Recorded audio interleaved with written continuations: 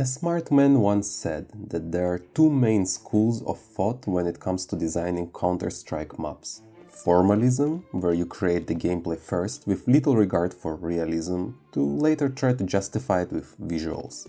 And Realism, where most of the geometry is based on real-life reference and you try to fit the gameplay around it. Nearly all of the maps we see in CS2 lean a bit more into Formalism, not being based on any specific location, but still kinda sort of looking vaguely like something that might be real if you don't think too much about it. Like last time I was in Berlin, I didn't see any playgrounds surrounded by 4-meter tall walls with an exit that leads directly into a sewer. But clearly gameplay was the priority here. And it makes sense, after all people play Counter-Strike because of gameplay. Well, mostly. And even if a map is not realistic by any means, it's not the end of the world. It might not get to be featured in game officially, but it can still be very fun to play outside of serious matchmaking.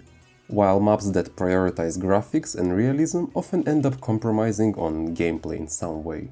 The most famous example of this is probably Canals.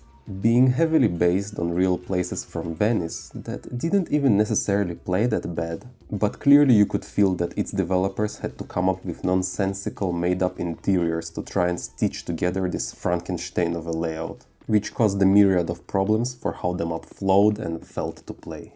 I myself am quite familiar with the issues of realism. Hangaroa, one of my maps from back in the day, had big chunks of it be based directly on the real-life town of Hangaroa.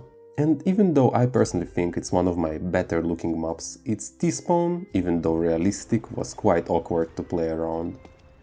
But what if you nonetheless wanted to make a realistic map? Perhaps you were inspired by a real place you've seen or visited? What do you do then? Are you cooked? Do you just give up? Well, there were a few maps that seemingly managed to integrate real-life places, architecture and landmarks without sacrificing their gameplay, and in general playing quite well. But how did they do that? What's their secret? To find out, I decided to explore and analyze one of them. In real life, that is. Hello and welcome to Honest Guide to CS2 Maps. Today I'm here with Lukivald, as well known as the creator of CS Alpine. Say hello. Hi. And we're going to find the E-Guard in real life and compare it, alright? So for anyone who doesn't know or doesn't remember, Guard was actually one of the very first community wingman maps to be officially featured in game in 2019. Alongside Elysion, it has set a golden standard for 2v2 gameplay and layout design that pretty much all wingman maps follow to this day. And even though its visuals haven't held up quite as well, it still is very much recognizably Prague. More precisely, the area around Charles Bridge and its towers. So we arrived to the first tower, to the start of the bridge, whatever.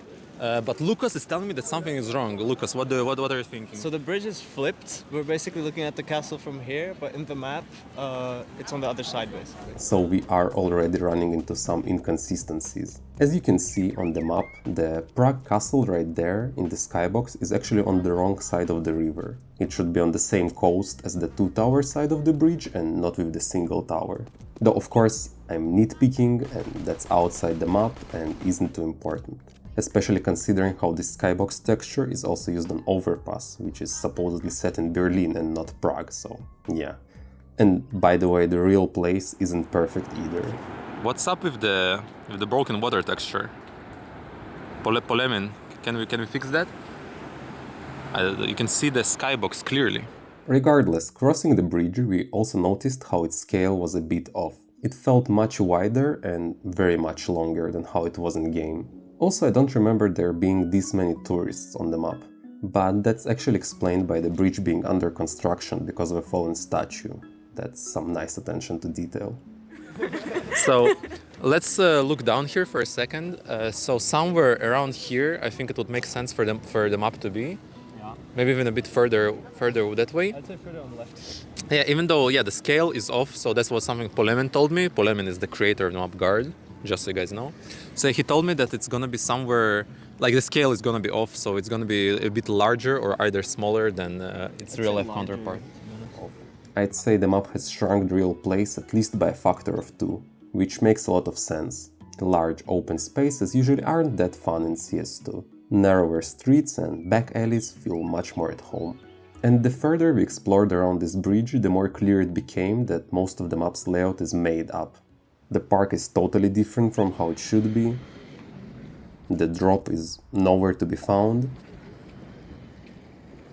And the restaurant, I think, is non-existent. So what did we learn today is that perhaps maps in CS aren't really fit to be put like in an actual place one-to-one, and that's I think what we often see is that it's inspired. Definitely. We can see some loose connections like some towers or familiar buildings, but mostly it's made up or at least very much molded into a shape of a level. And what does it mean to us is that mapping is hard. I think that's the conclusion.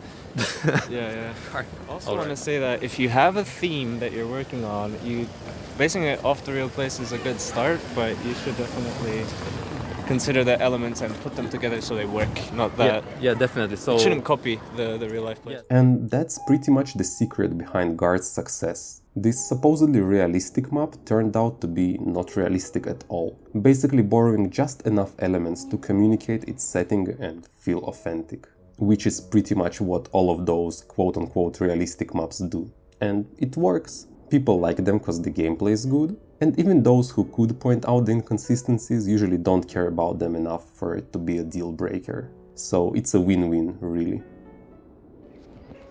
I want to give a special shout out to Polemin, the creator of Guard, for helping me with the creation of this video. We actually even recorded a small interview that should come out tomorrow if you're watching this on release day, so look forward to it. As well, big thanks to my beautiful camera woman girlfriend and Lukivald and Eus for being really chill like that. Make sure you like and subscribe. Like, share, subscribe to the T2Mir YouTube channel, smash that like button, just destroy it, like ruin it, like have a hole in your table after you're done. With a sledgehammer. I think Yes, this is it a would be the sledgehammer, smash the toilet. But yeah, thank you very much for watching. I'll see you next week, hopefully. Bye bye. Bye bye.